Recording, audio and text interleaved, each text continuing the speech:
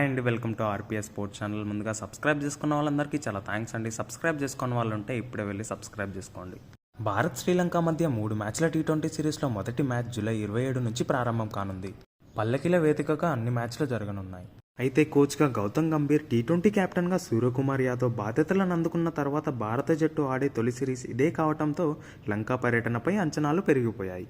అంతేగాక టీ20లో రోహిత్ శర్మ, విరాట్ కోహ్లీ, రవీంద్ర జడేజా రిటైర్మెంట్ ప్రకటించిన తర్వాత భారత్ తొలిసారిగా పూర్తిస్థాయి జట్టుతో బరిలోకి దిగడం ఇదే మొదటిసారి. ఈ నేపథ్యంలో జట్టు కూర్పు ఎలా ఉంటుందోనని, వాళ్ళ స్థానాలను ఎవరు భర్తీ చేస్తారనే ఆసక్తి మొదలైంది. ఓపెనర్లుగా యశస్వి జైస్వాల్ మరియు శుభ్మన్ గిల్, వన్డౌన్లో కెప్టెన్ సూర్యకుమార్ యాదవ్, ఇక 4వ స్థానంలో రిషబ్ పంత్, 5వ స్థానంలో రింకు సింగ్ రానున్నాడు. అలాగే శివం దూబే, హార్దిక్ పాండ్యా, అక్షర్ పటేల్ జట్టు అవసరాలను బట్టి బ్యాటింగ్కు రానున్నారు.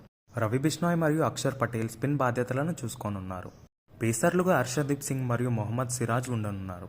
కోచ్ గౌతమ్ గంభీర్ నేపథ్యంలో మంచి ప్రదర్శన చేసి విజయాన్ని సాధించాలనే కోరుకుంటూ మీరేమనుకుంటున్నారో కామెంట్స్లో చెప్పండి.